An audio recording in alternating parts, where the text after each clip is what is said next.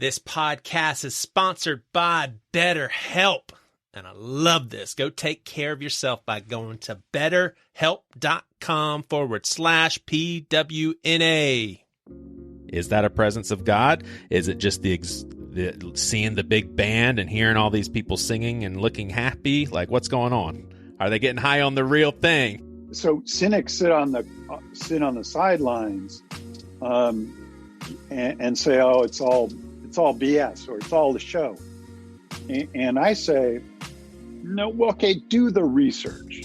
By and large, I cannot deny the good that comes out of it, how connected it's my family. It is my freaking family, and we do tons of good in the community. I think it's a really cool idea. What do you guys think? So some of my next guests on this show, I want it to be you, listener. Here's what I'm looking for in this coming conversation that you're going to listen to on behalf of the mega church. I want one person to come onto this show. If you had the attitude of, bam, thank you, mic drop, thank you very much, the mega church is killing it. And I also need someone who would say, that dude is full of and I need both people to be a little rowdy. Y'all think I'm going to get that? All right, did you get that, friends? I want a couple of listeners to grace my podcast waves. And your only prerequisite, this episode has to solicit some strong feelings for you.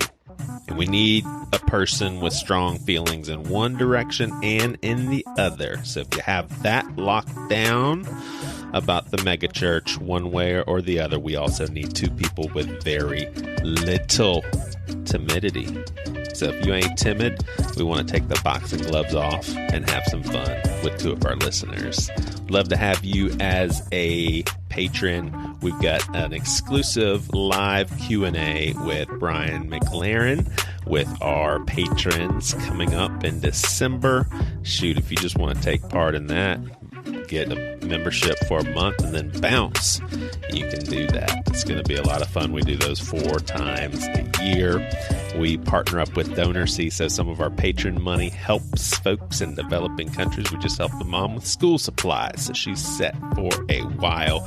You also have your own podcast feed. You get all the episodes right after they're recorded. People have heard this episode now. They've had access to it for the last 3 months or so. But it's in its rawest form. You get exclusive material that will never be released but to you. All right, so before you hear my lame excuse for a universal perspective of Jesus' salvation for all mankind, and even if it's not true, it would be the best evangelizing plan possible. I want to say this podcast in general, we discuss often the sincerity in what people call gospel-centered ministry, or whether it's for money and fame, or whether it's for the right purposes. And my mind goes in so many directions. Y'all know this. That's why many of you listen to the podcast, and that's why many of you aren't listening right now, because you've already listened to your first and only Pastor with No Answers. So one place in my mind is like, you have to remember, when it comes to this stuff, I'm a cynic amongst cynics. And I've just found a new place for my cynicism. I guess one that takes human individuality in consideration, and then just the general pain and toils in the human journey. So I think about churches that were truly started to make an impact in the community. They started doing a lot of good once it got started, but then the pastor starts getting famous. Let's say it's a woman pastor. I keep getting woker, folks. Yeah. So this pastor's motives started off well, but now they've gone awry, but people are still getting fed by their ministry efforts. I mean, it's like, what if someone is hungry and you give them bread with bad intentions just to look good? Well, they still get fed. What if you are in the same position, you see someone who's hungry and you have true compassion and you feed them? Well, they still just got fed. So I just think about the fact that all these churches are doing so much good. And you'll hear in this episode how churches are consistently pretty generous bunches of people. So I've thought before, crazy stuff as a minister, like what if none of this is true? Y'all know I believe that it is. What if it's not true? What if we're just so off the mark with how we do ministry? Like we're just not even hitting the target board. So at the very least, I thought, I work full-time hours for an organization that gives free medical treatment to thousands of people a year, helps single mothers get on their feet. They have supported nonprofits heavily, like water missions. I mean, those guys give clean water around the world, and water missions used Seacoast space for basically free for a long while. They've even established, churches have established organizations of their own. One that comes to mind at my church is a nonprofit that comes alongside families who want to adopt. Helps on the financial side of that. Tons of kids have Christmases, and sure, what a consumer holiday. Who the hell cares it's Christmas? And there's tons of kids who wouldn't have had Christmas without my church family. I work for an organization that does these things, and many of us, including me, would say, yeah, but too much money on those blasted buildings. And I still say, I think we're right. I still agree with that. But let's just assume that we should have given way more money away this year to nonprofits and people in need. Well, I feel like Joey Svendsen.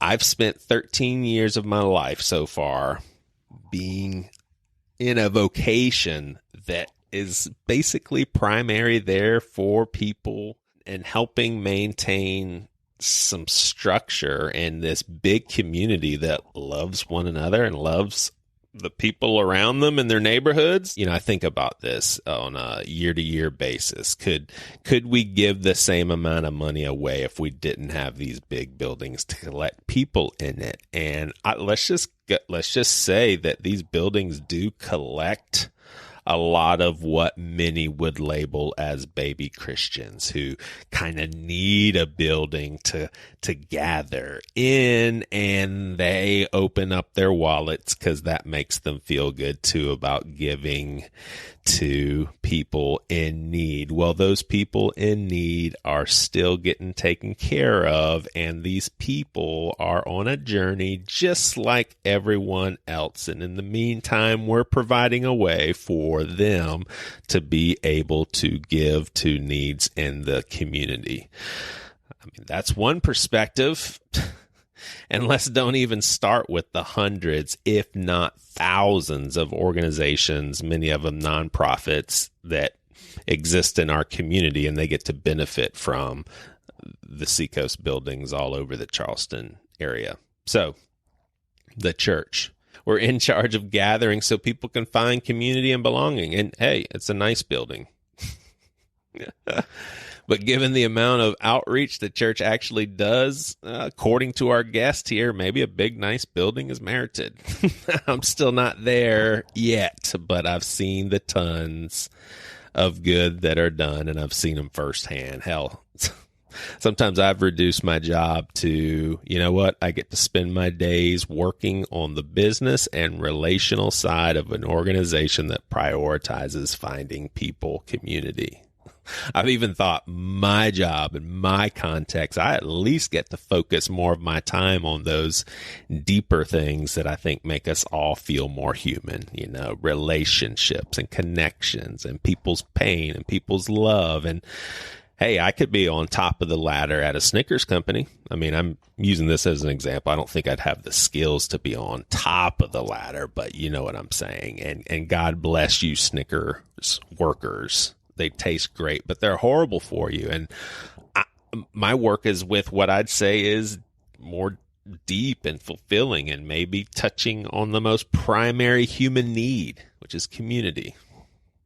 I'm glad I have this job.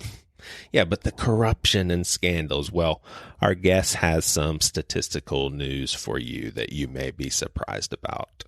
But guys, I am not at a shortage of cynicism. You guys know this, and that's why I try to bring people in that will push back and help me and have just more flexibility in my brain. Another part of this discussion I wasn't expecting was the feeling good in church part. And surprisingly, our guest doesn't feel alarmed at all if these were just feelings that we were having and not actually the Holy Spirit. I'll never forget, there's a buddy of mine at college. We'll just call him Gus. And Gus was a pervert. And he was the guy that you go to if you want the porn and you want even the sex toys and stuff. I mean, you couldn't just go online, man. I'm old school. You had to seek this stuff out. But he was telling me he knew that I was a Christian. He was telling me that he has been to, and basically what he described was a mega church. And he looked at me and he said, dude, I just have to admit, I felt something. There was something there that did not feel ordinary. Well, is that something God, folks? So here's a very simple, practical, and I would say neutral assessment of megachurches, but you get to decide. Does he make a good case? And don't forget, I need 2 of you to come on here and talk about this show. Love y'all. All right, but here's Matt Oxley and Ellen Morrow. Peace. Well, I think it's good that it's someone else besides me for a change to give you shit. Yeah. I don't know that Ellen and I would disagree on much. Yeah, I want to see 2 listeners just go at it. Like, I just want to tell them, hey, you can say mean things to each other. Like a chicken fight. Yeah. No, I wouldn't want them to belittle one another, but I do think it'd be kind of neat. It's interesting. I'm always curious. Ever since I've been in the podcasting world, it's the weirdest question to ask someone who I've known now for about a half a year. How did you find out about me? Were you an Emery listener and then you listened to Bad Christian? It started with Bad Christian for me. I still don't listen to Emery. Still don't care for them. Still don't care for them? Yeah, not my favorite thing. But I really loved your perspective on BC. And then I listened to Pastor with No Answers. When you were listening to Bad Christian, were you like total church boy? No. At the time? That was like, I left the church in 2005, 2004. So I've been out for a long time. Yeah. And it's crazy to listen to you talk because you and I can't imagine being where you are right now. And you and I were like the same people growing up. Like, did you feel convicted to wear Christian shirts to school? Oh, like you're just like, I got to. Oh, I have to. I had the Coca-Cola one. I had a Krispy Kreme one. And I've got there's a picture of me somewhere where I have a Living Water shirt. And it's just the cheesiest Caruso shirt. But it's just a really bad picture of my pimply face at like 14. Yeah, Alan, do you have any weird convictions like that? Like, I mean, it was so bad for me, I asked for repentance after every lunch period because I didn't witness to people. And that verse says, if you know the good things to do and you don't do it, that's sin. So I was just like, either way I turn, I'm just sinning. So I'm just constantly repenting and asking God for forgiveness. Was it ever that bad for you? Oh, no. And specifically that too. I just felt like I was not, I don't know. Because I wasn't, no one was becoming a Christian on my clock. So I just felt constantly guilty about that. And see, I don't think that it is possible. If you're going to pay close attention, and what I mean by that is like keep it on the forefront in your mind that most people you see are going to burn in hell forever. I don't think that you can help but to do one out of 2 things. One is I just can't even deal with that. I don't know where to put that in my brain. I can't pay attention to it. Lord, forgive me. Or the other route is, oh gosh, I got some work to do every single day because the people in my life are the ones that God has me assigned to. So it's like you got to go one way or the other. But I mean, how do you even live a decent life? Like when you're looking around at people and you're like, yeah, they never accepted Christ. It's just that's why you surround yourself with only people that think exactly like you, and then you don't have to witness to anybody, Joey. There you go. That's what I did. I don't know. It's like, golly, So my uncle passed away about a month ago, and in my evangelical days, I would have said that my uncle needs to accept Christ. And what I meant back then was saying the prayer and starting to do your daily devotions and showing up for church every now and then. Well, he did that. He did that formula. He worked through that. And so in my family's book, he was total Christian, totally fine. Even if he slipped up here or there, at least he said the magic words. Well, there's some other family members. I'll just go ahead and say his daughter. And I was by his bedside, and for sure his daughter. Oh my gosh, my cousin. I mean, growing up, what I was being taught is she definitely is not seeing the kingdom of God. She's going to be punished forever and ever. And she's like telling me, she's like, thank you so much for coming. I know it would mean a lot to him if you would pray by his bedside. I've got hymns playing because I know how he likes hymns. And she even says stuff to the effect of like, I trust the good Lord knows, when it's dad's time and all of that. Now I walked away from that like, what else is God asking for in addition to what my cousin just demonstrated? She demonstrated some sort of an honor, some sort of a respect to God, a higher power. She even said that she trusted God, like she trusts the good Lord. It's like this casual interaction with God that we see as not good enough. Like you didn't commit anything to your, through your whole life. I mean, you didn't do enough work. I mean, it's like we can't see someone like that as being okay. But I'm like, everything you read in the Bible, you believe in your heart and confess with your mouth. Well, she did those things. That's it. And then we want to go around and say, you're free. Salvation is totally free. It's a gift. But then we say she's eliminated because she didn't go through the magic formula. Yeah, I mean, what other things make you a Christian? Outside the magic formula? Yeah.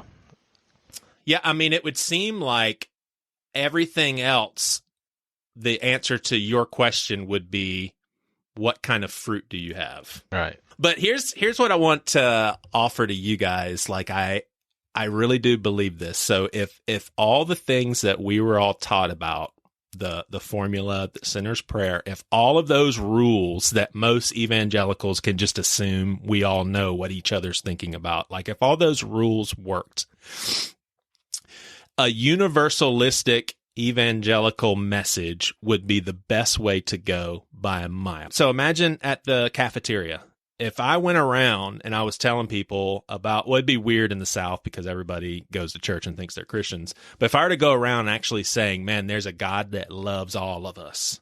And isn't that so awesome? He loves you no matter what. And he's going to take care of you forever. And no matter how sucky this life goes, no matter how sucky you are, there's a God that loves you unconditionally. You're going to be A-okay. Well, first of all, a way higher percentage of people are going to be interested in that God who loves you no matter what than one that doesn't love you 1 second ago, but then you said the prayer and now he loves you and he's not going to burn you forever and ever and ever.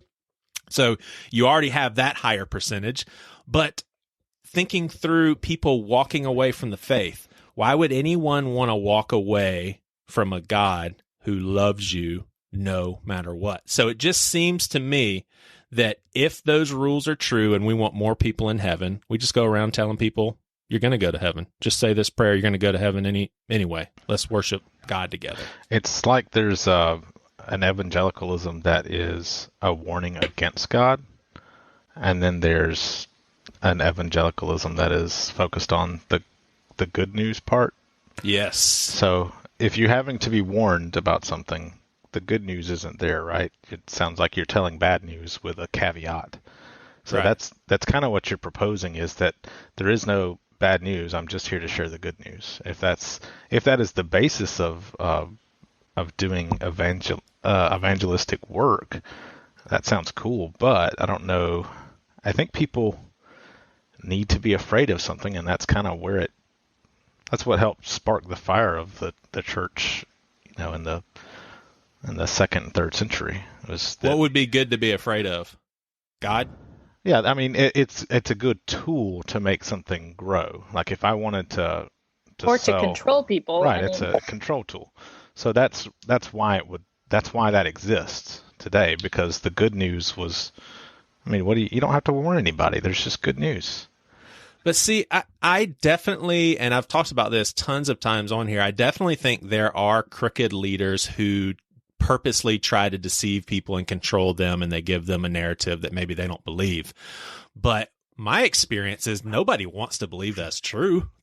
No, yeah. Like nobody wants to embrace that and rejoice, outside of, way, way off the beaten path, like Westboro Baptist. But it's like most people, they don't like that. Do y'all really think so? Let's just take a bunch of traditional mega churches who still believe in the most people go to hell because most people don't accept.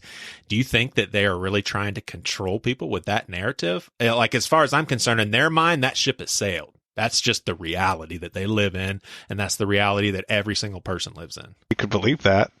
I can see why you would make those logical leaps. Yeah. If you're afraid everybody's going to hell, that's why I was evangelizing. I was afraid for the people I loved.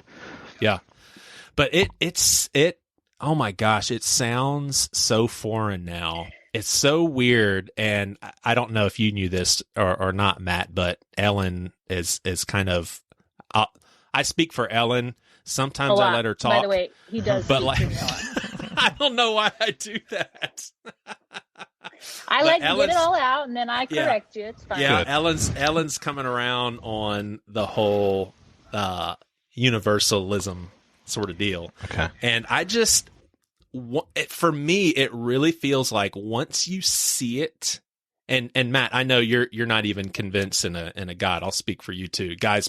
Here's where Matt is. No, but like basically, but he'll do your wedding. No, please define where I'm at. That might help me out. But it's like, golly, once you see it, you can't unsee it. And I'll hear someone, like I heard someone recently at a conference say, it's one thing to have good works. You can have good works your whole life and burn in hell forever. And I heard that and I was like, this guy believes that. He wants like anything for that not to happen to people. That's why he's telling us.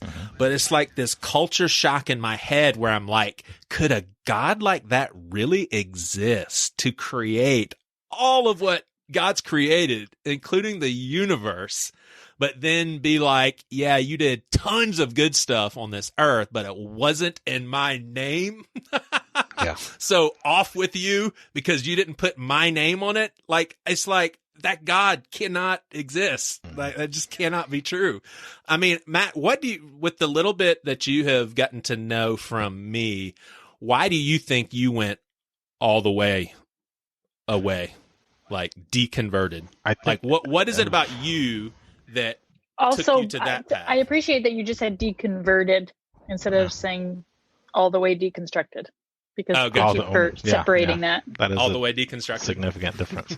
I think it's because I did not have a framework built around me when I was younger that could support me through it. So I started having doubts and did not speak a word of it to anybody, and didn't have anybody to talk to about that. Didn't really have anybody that I felt was capable of wrestling with me on it. And I needed that. I think I needed to kind of talk out doctrine. So I think once I kind of come to the conclusion rather of the Bible being errant or not inerrant, it's just unraveled really quickly, and I found myself incapable of believing in God as a fact. So I became unsure. But how do you walk away? What is it about inerrancy? No, what is it about errancy would cause you to conclude, oh, there must not be any God at all? Like, I'm not even talking about a Christian God. That was just kind of the first domino. It unraveled really fast after that because of the lack of framework, the lack of like support. I didn't have anybody to kind of keep me from going to that end. Yeah. And I think with just a few conversations with people, I would have been able to much more slowly kind of wrestled with my doubts and had a belief in God that was much more similar to what I have now. I believe in the teachings of Jesus very much, like to my core, but I don't believe in the God that surrounds that. I don't even think that that's an important part of the message. Word up. Yeah, that's so awesome, Matt. I was just talking to a friend yesterday who's just going through some stuff with her in-laws, and they claim to be Christian, and there's just zero part of their actions and words that are Christ-like. Just nothing. It's completely the opposite. And we were just talking about this yesterday about like how it's not important that we know who's a Christian, but to claim you're a Christian and then it just really, there's no way they are. Right. Right? Yeah, I mean, I guess this goes back to what we were talking about earlier, is like, how do you, what makes you what a is a Christian? I don't think what is a Christian? I don't think it's a prayer. I think it's a person. Yeah. And I don't think it's just believing that Jesus existed.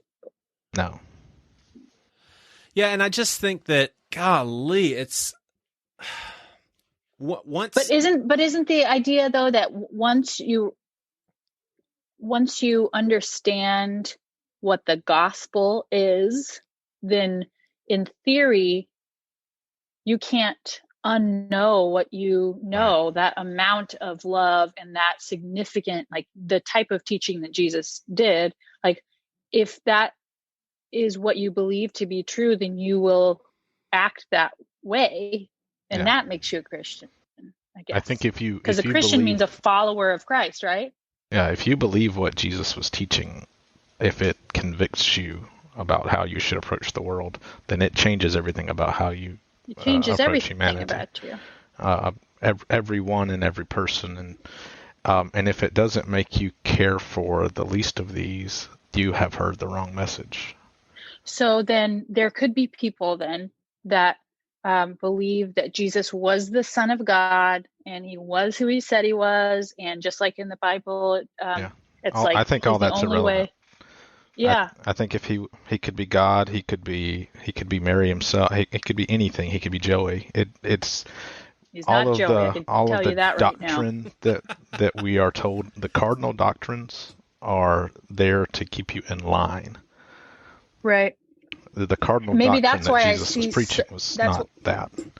I think that's why I feel so free and so much more compassionate towards people, is because now for the first time, now that I have kind of come on to some other side of deconstruction, I feel more Christ-like now. Like I feel at peace with the Christ-like that I never knew before. I mean, and exactly, and everything that I say here, I think my listeners know that I get evangelicals. I understand it. Like I really do understand.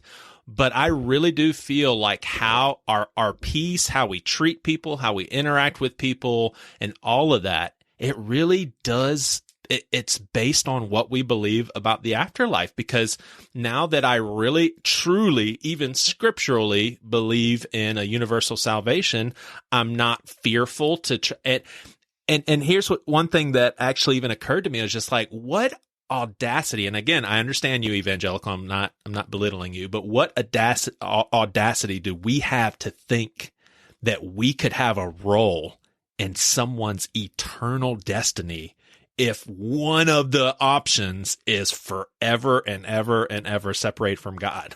Like, who are we to think that we were given any role in that? But again, I understand scripturally why people think that we do have that role, but it all changes once you see the afterlife differently. It just does. And I'm thankful for it. And I kind of getting back to the very first thing that I said, I think that even if this wasn't true, and I do believe that it is true, but I'm a more effective evangelist now. Where are you at with fundamentalist? I know we talked about this last week. Where are you at with the cross then? Me? Yeah. I have a very, what I would say is I have a very childlike faith that what Jesus did on the cross had to be done, but I don't see it from an atonement standpoint. Ooh, big bad God is pissed off, and so he has to send his son to make him stop being mad. I believe in more of a Jesus victor. And I just think that it is beyond our understanding. But it's borrowing from something I saw John Mark McMillan say, I mean, what if what needed to be done by Jesus is just as natural as what water does to a mountain after millions of years? It's just a natural flow of life in our fabric, and we needed a savior, and we can't understand why and what happened. So I think that I'll just go to my grave as a childlike faith saying, Jesus had to die. Thank you for doing it. I don't know why, but definitely had to do with overcoming death. I would say that. So yeah, that's kind of where I'm at too. But that kind of answer just is what gets us torn apart. Yeah. I would be in a different place than that. I would say that Jesus was crucified because he was challenging the Roman state and the people who were supporting it, and telling people to give up their money so they would stop participating in the thing that was evil. Well, that's literally why he died. That is literally why he died, and I think that's the only reason he died. I like that answer because that's actually true. Knife Beats. You know that. I'm from a different side of town. You sip a different kind of brown. Penny straight, nah, I don't vape. I'm smoking out the pound. Ever since I discovered your book, I've been hounding you a little bit on Twitter and really wanted to make this happen because we talk a lot about this sort of thing. It seems like maybe just a very neutral research into why megachurches work. I went into it with some sense of cynicism about megachurches. Yeah. And had you ever been a part of one, by the way? Yeah. Off and on. Yeah. Kind of on the liberal side. I was in a liberal megachurch in Chicago. What makes a liberal megachurch in Chicago? Like, what's a snapshot? What makes it progressive? Like gay affirming sort of thing? Yes. And mainline. Gotcha. Presbyterian. But it was a huge church and it was very active. And I basically created a youth ministry there that they didn't have before. Yeah. So it was fun. And I then came back to Washington State, Seattle, to live and got the job at the University of Washington and thought, hey, I'll begin to look at megachurches back here. Yeah. And it turns out I wrote a book on called Liberal versus Evangelical. And that's another. Dang, our listeners are going to be super interested in all of this, man. I'll put that in the show notes then. You'll definitely. A lot of people would love that book because I compare liberal and evangelical churches, and I do it in such a way where we visited each one, we interviewed pastors and lay people. Yeah, I mean, we actually did the research. A lot of books are based on hearsay or whatever, your prejudice might be. Right. And what I found is that evangelical churches were doing much more in terms of social service than liberal churches usually are said to be doing. Right. And it was kind of, I suppose the irony is that you would think that liberal churches are the ones who do social service and social justice ministries. For sure. And it turned out that the evangelical churches were doing much more. Dang. Now did you, and I'm not the researcher you are, so I'm assuming, I don't know how it all works, but would you have had to, when it comes to the results, take into consideration how large a church was? Because if you have a church of like 10,000 in an evangelical church, obviously if 1% of their people did some cool social work or outreach, it would be way more than if half of a progressive 50-member church did. We took that into consideration. I mean, it's a great question. Yeah. In general, of course, liberal churches are much, much smaller. Yeah. But they simply don't do as much. Yeah. Let's say if you created apples to apples, you would still say that these evangelical churches were doing much more. Yeah. Now, it was different in the sense that evangelical churches, as you well know, members are encouraged to actually do good on their own, not necessarily through church ministries. And so, because we did the research, we talked to lay people, we talked about, what they're doing with their lives. And it turned out that often they were creating ministries in their neighborhoods. Yeah. Yeah. Older folks, retired folks would simply get together and paint houses for folks who were in need. Yeah. And they would do it in the name of Christ and in part because they are a part of this church. But that just happened so much and so often that it changed the whole trajectory of my research. Yeah. Yeah. Where I said, hey, let's do the actual research. Let's actually find out what's really going on in liberal churches and in evangelical churches, regardless of how we feel about some of their ministries or some of their points of view. Yeah. And just do it, a real close look at what really happens on the ground. For sure. Let's erase the possibility of any sort of agenda for my listeners, because I know the answer to this. But, sir, are you a mega church pastor just trying to make a good case for all the mega churches? Like, tell people what's your angle, why you wanted to do this research, because I'm sure some of them thinking, yeah, he's just a big mega church guy. Of course he's going to say this. No, I'm not a mega church pastor. I'm a professor at the University of Washington in the comparative religion program. So your listeners might say, oh, he's just a liberal, but I'm also a Presbyterian pastor. Yeah. And I'm a believer, whatever you want to call it. And I just, from my experience being in the church is that churches do so much good. Now, one of the problems, and this may not be true for your listeners, is that in more liberal cities, liberals talk a good game about what they do for others, but they often aren't affiliated with institutions that are doing much good. Right. Or they're simply on their own.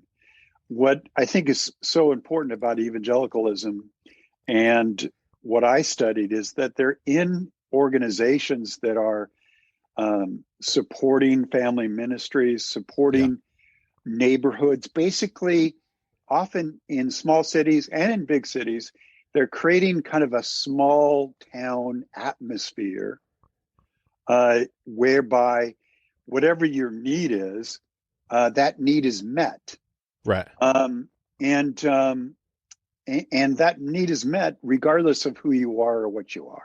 And when you say like a little town, you're talking about the town of a megachurch, like it feels like a town.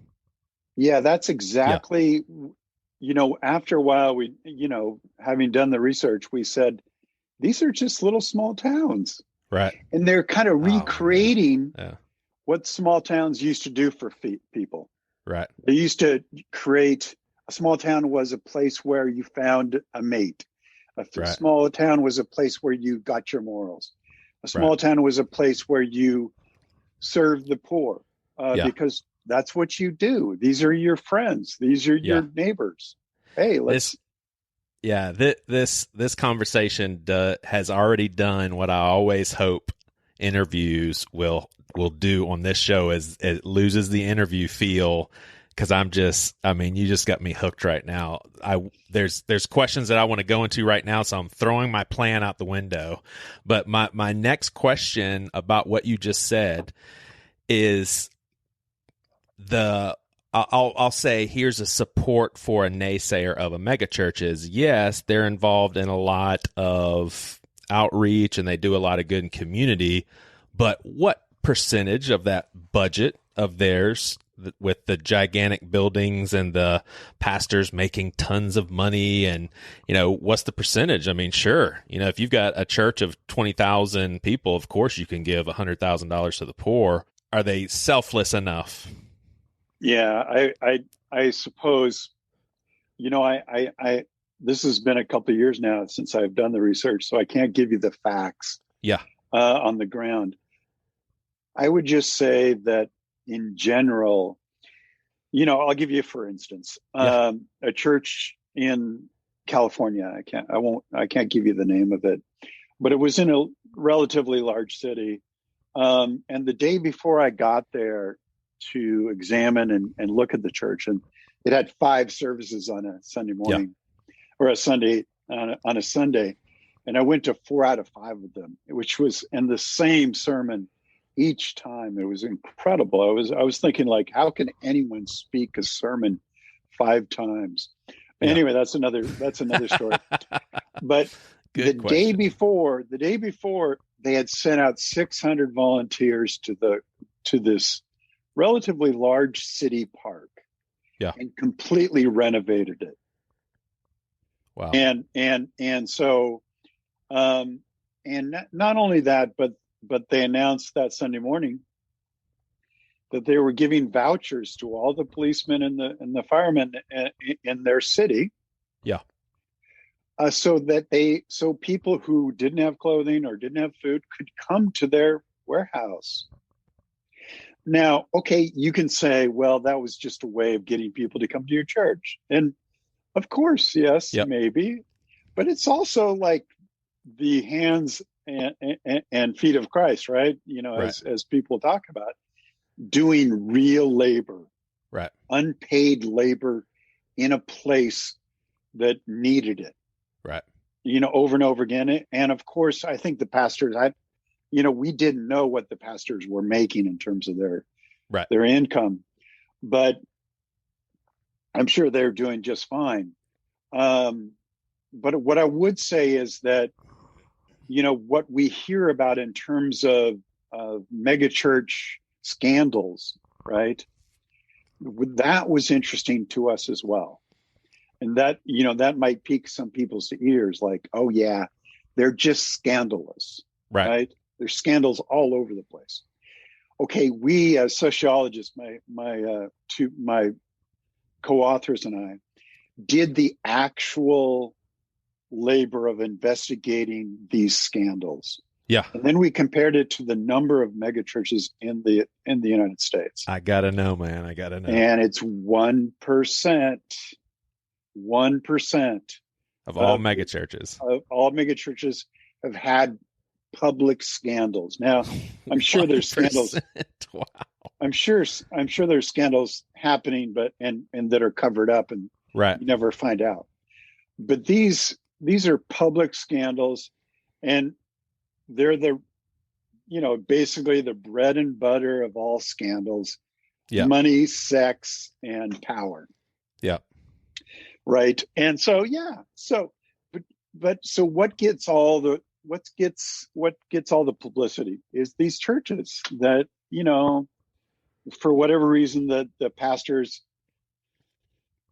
involved in sexual activity or in kind of doing power, using his power to, and they're mostly he's, and using his power to hurt people or whatever. So, or stealing money. Yep. So yeah.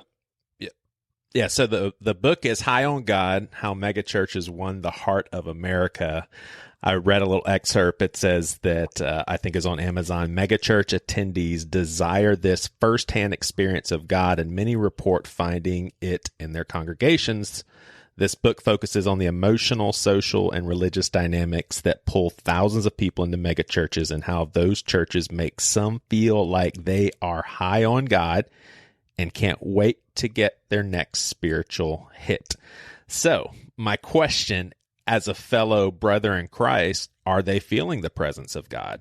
Is that a presence of God? Is it just the seeing the big band and hearing all these people singing and looking happy? Like, what's going on? Are they getting high on the real thing? We're sociologists, right? Yeah. We're not there to sort of judge whether this high is legit. Right. But kind of changing into my Christian clothing, what you say is, if a person, you judge a person by their fruits, right? Are they doing acts of charity? Are they full of peace? Are they loving, forgiving persons? And, we couldn't judge every person, of course. But what we did find is that, like small towns, people are being nurtured in these organizations to do what is good and true and beautiful, right? And in general, what we found is that everyone who wants to go there can go there. They're always accepted, for whatever they are, whatever they are like. To me, that is the fruit of the Spirit, right? And I went to enough of these churches that you felt that way. We went to Hispanic churches. We went to African American churches. We went to churches of all different color, and we always found the same thing, is this enormous sense of joy, of peace, of I'm home, right? Yeah. This is what home is like.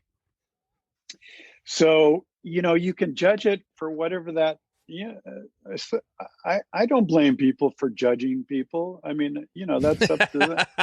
That's a good quote right there. If they want to judge people, have at it. But do your research. We did our research. Yeah. And this is my comeback to people. Read the book. It's kind of a long book. It was published by Oxford University Press. Yep. So it's legit press, and it was reviewed by tough critics. So I say, come on. So cynics sit on the sidelines, and say, oh, it's all BS, or it's all the show. And I say, no, okay, do the research. Yep. Do the research, or read the research. Yep. And what you find is something quite different. Yep. So, there are critiques of them that are legit from the liberal side. And that is where, we talk about this in terms of, gay and LGBTQ rights. Many of these churches are evangelical churches and have more conservative points of view on that.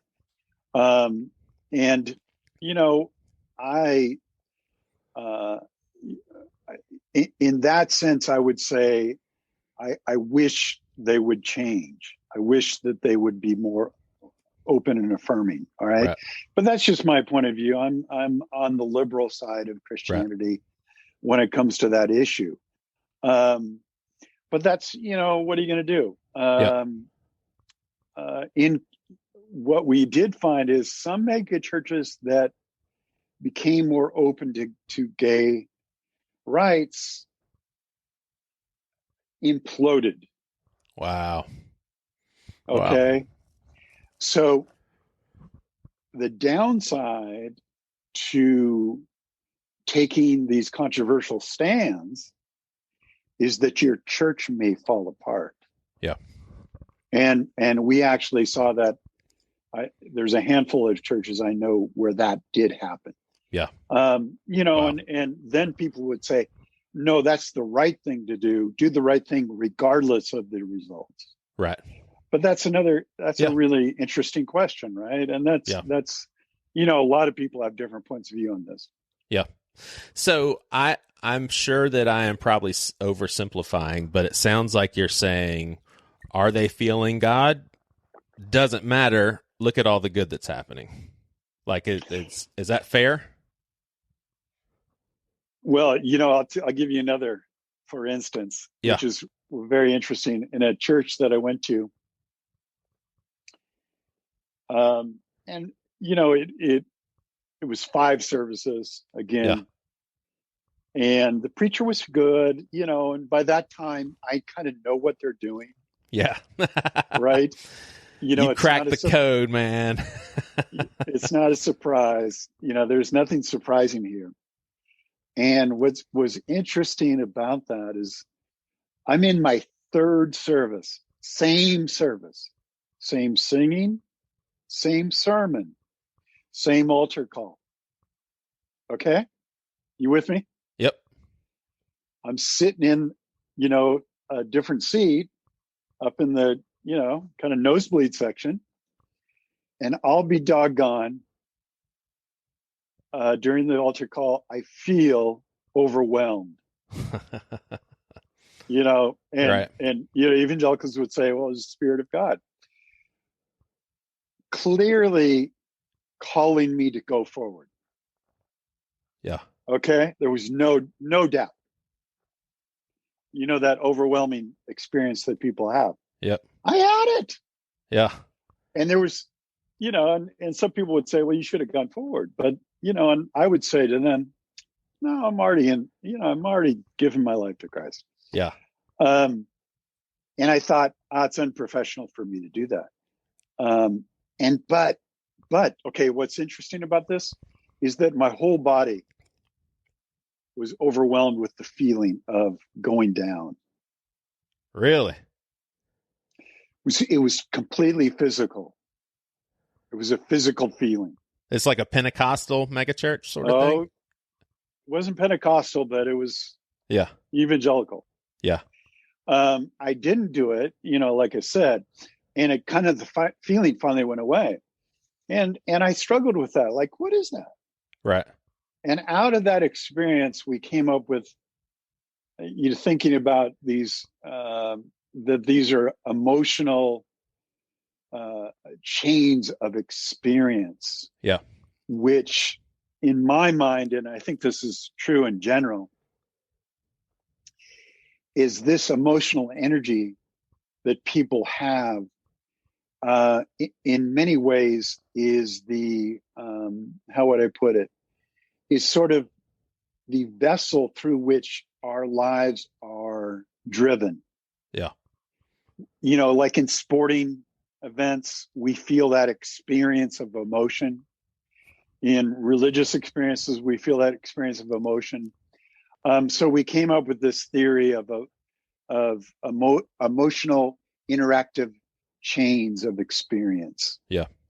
And that's how people and how humans really get together and become one, is that there's some leader usually who's charismatic, who knows how to ask questions that everyone is asking, and then gives the answer, and you go, yeah, that's it.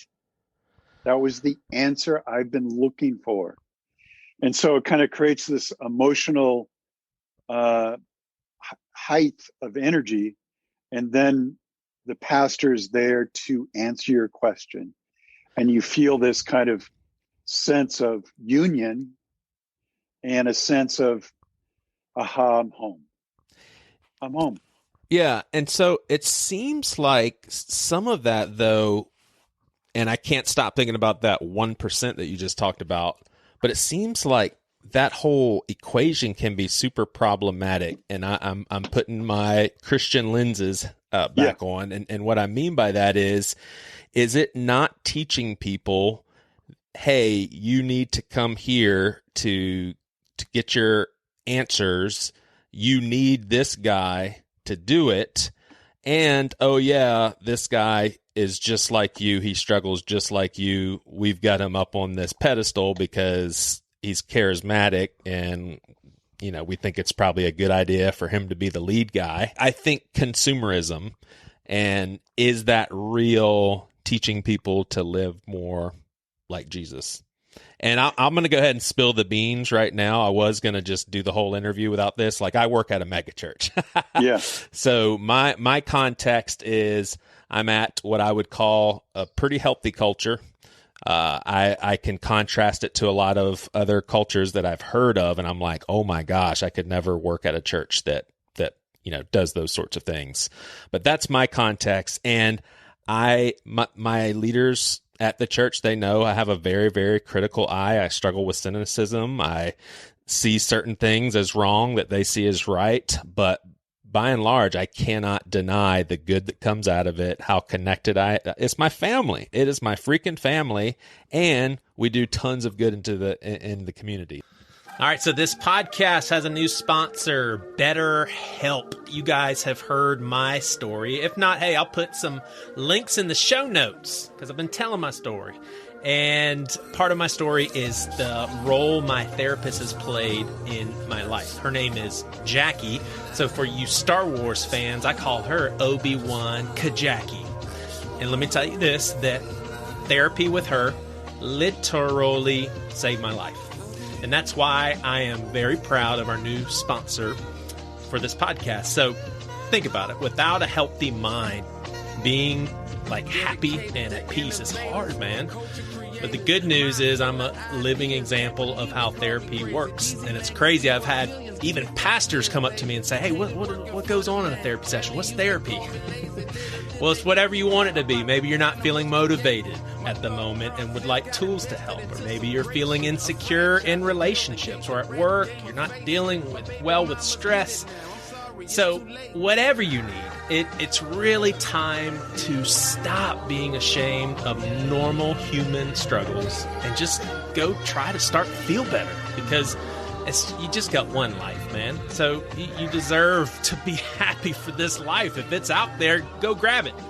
And so now you don't have to worry about finding an in-person therapy near you to help, which saves tons of time because we're all so busy, man. You live in a crowded city.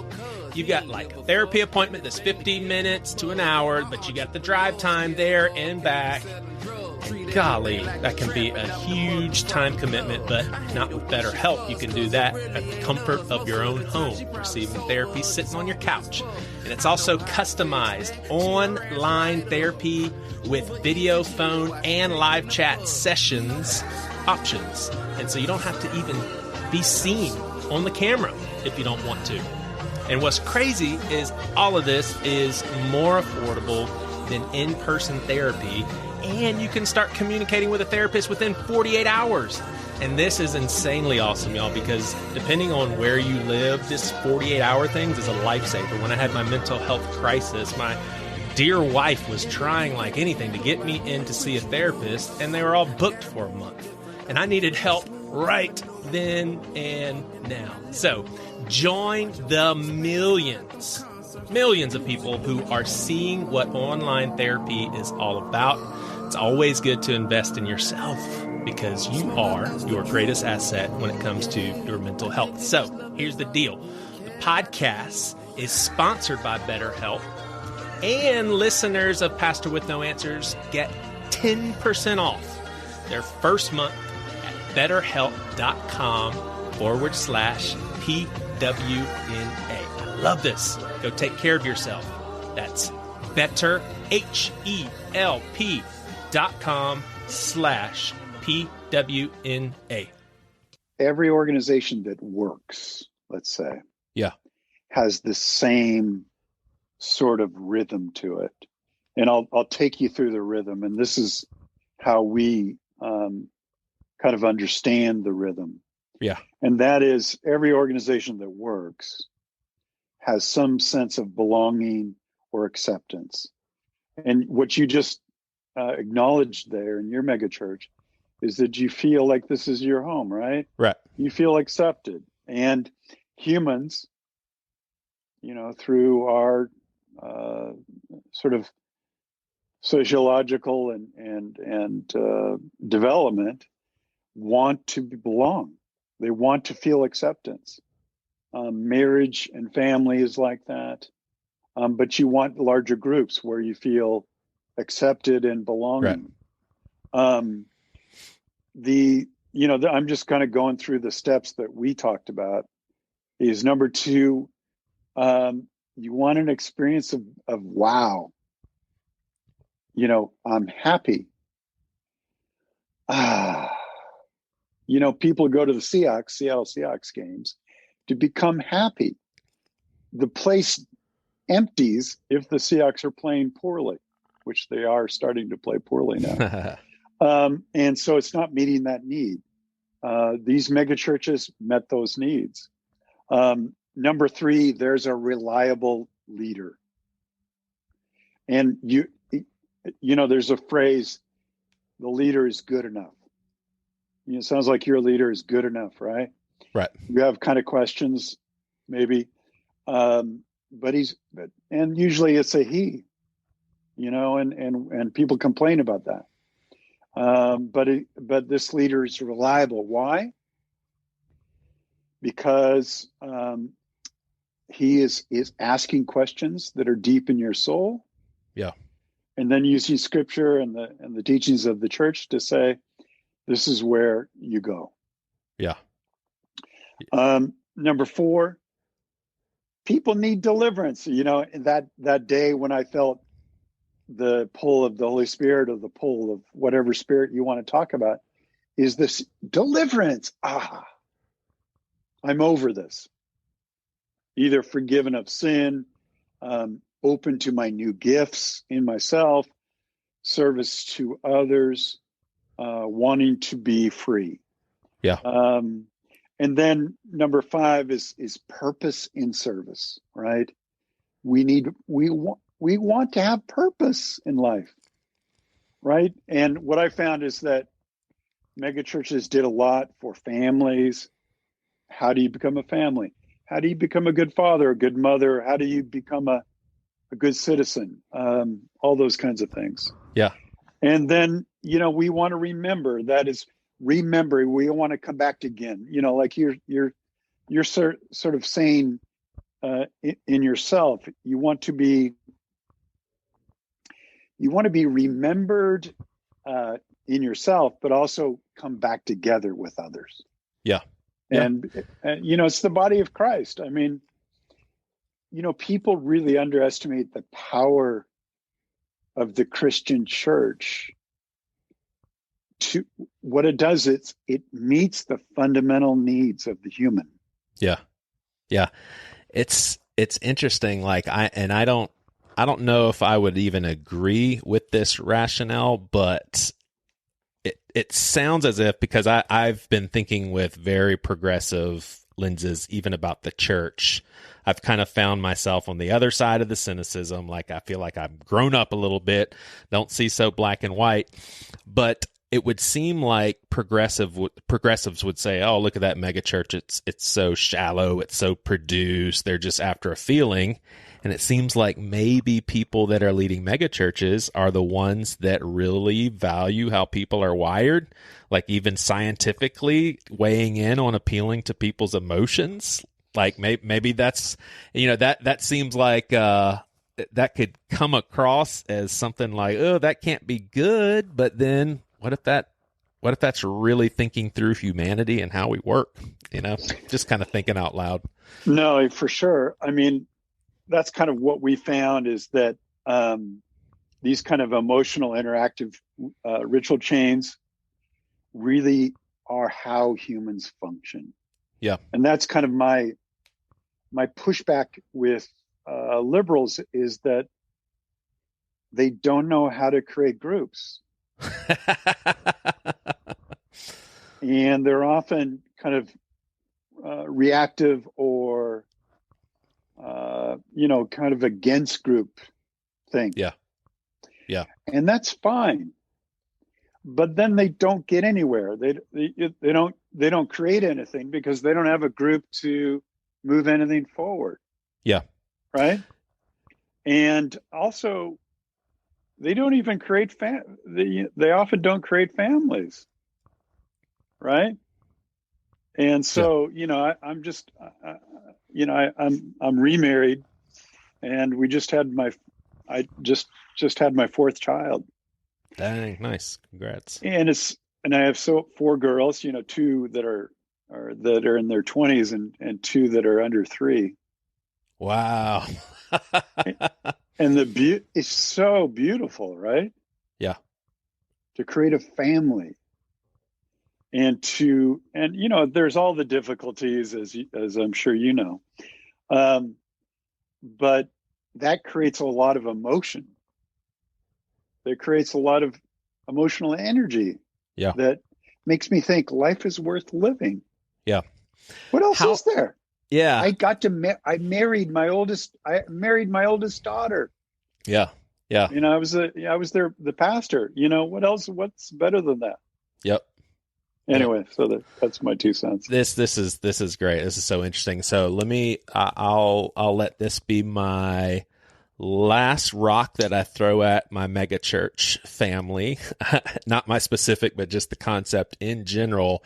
And that is, it can be pretty repulsive is probably too strong of a word, but maybe not, when churches seem to be so about their brand and so about we need more exposure and we need to expand, and it just seems like it's very intertwined with we want more numbers because we are in competition and we want to be bigger and we want more people hearing. And so if and when you have that in place, it seems like you could possibly cross a line of appealing to someone's emotions and then maybe even go to manipulation. And there's a famous church that all my listeners will know who I'm referring to. It's in Charlotte, and they actually have baptism calls, but there's like 100 people in the audience who are already asked to come down for baptism so that it stirs the whole crowd. And they're like, oh my gosh, 100 people are getting baptized. I want to join. Oh my gosh, this church is doing so good. Like, that kind of stuff can't be good. Like, that seems to be way off track. And I guess my fear is that may be more normal than we think. Yeah, I didn't see that myself. And you did the research, so yeah. Yeah, I mean, basically that kind of manufactured emotional energy, I agree with, is dangerous. Yeah. Anytime you get close to something that's really good, okay, it has its own temptation. Yeah. You want to repeat it over and over again, and you'll do anything to get it. And then the temptation is that you begin to kind of try to control things so that you'll be sure to get it every time. What's funny about that is that, it's the devil, right? I mean, I don't mean to be too preachy on this. What does the devil do? He comes to Jesus. Jesus, I'll give you the whole world. Right. If you bow down to me.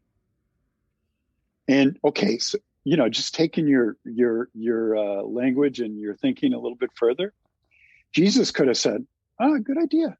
Yeah. Everybody would believe in me if I bowed down to the devil. Yeah. Now, of course, he didn't. And what's interesting about Jesus is that he didn't seem to really care about what people thought of him. Yeah. And so, that I think that's one of the dangers of being a pastor is you become addicted to affirmation. Yeah. And to adulation and to being the star. When in fact, the Lord you follow often was basically saying to his disciples, yeah, what are you thinking? Right. It wasn't a good old boy club. I think what you're saying is really a profound moment where anything good can turn into something corrupt. Megachurches are no different. Anything that's good can be corrupted and probably will be. We're human beings. So the pastor has to have a very stern sense of his or her own sense of being humble. Yeah. Yeah. So, and knowing that they err. Yeah. And being able to confess to it and et cetera, et cetera. You know what I'm talking about? Yep.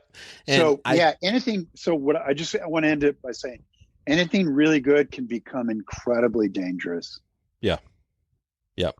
Yeah, and you know what would be so healthy, and I hope we get to a place where we do that, is as a church grows, that pastor is very forthright with just saying, look, we're getting into territory where there's going to be more temptations. There's going to be more tendency to think I'm really, really awesome, and we got to knock this shit off right now or it could get dangerous. And I think that another thing that I wish more pastors, but I'm saying this, but it's probably pretty judgmental. I don't listen to tons of pastors, but it does seem as if pastors could pastor people, take their leadership responsibilities, let it sink into their hearts for sure, but also get this notion out of our heads that we have to be seen as different or above or better or any of that stuff, because it's not true. It never has been. We're just as susceptible to temptations as like everyone else. And it just seems like I've been around enough pastors to know that a lot of them feel like that's their responsibility to appear a way that they're not. And that's got to change for sure. Kind of getting at what you're saying. Yeah. And I think that needs to be a part of what you do. Yep. Anyway, well, it sounds like what you got out of your research is that mega churches are something that's worth sustaining and continuing. So I guess the big question is, what do you feel about the future? Are these things going to be around for a while? I think they will be. I think like any sort of institutional process, yep, they'll come and go. Think of mainstream Protestant churches from the 1960s, 70s, and 80s. Yeah. Protestant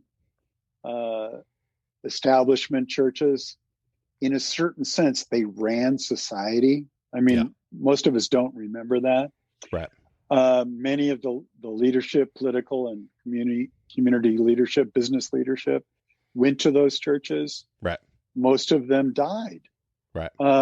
So these are institutions that are vulnerable to change. Man, this has just been awesome. Like, it's just so neat because it's very often when you're going to have people that are a part of mega churches defend mega churches, and it's you're always going to hear progressives, more progressively minded people talk down about mega churches, but to have a more progressively minded person do some research on mega churches and be like, daggum, these guys are up to some good.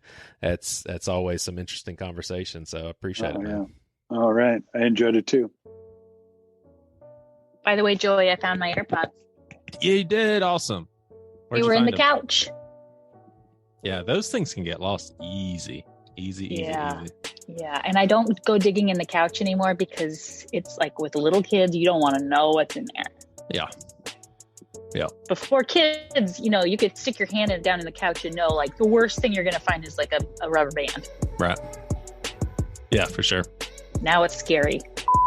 The way you're talking, yeah, reminds me of a lot of people who are right on the edge of leaving. Yeah. And it's an I don't know, are we being recorded now? I'll stop right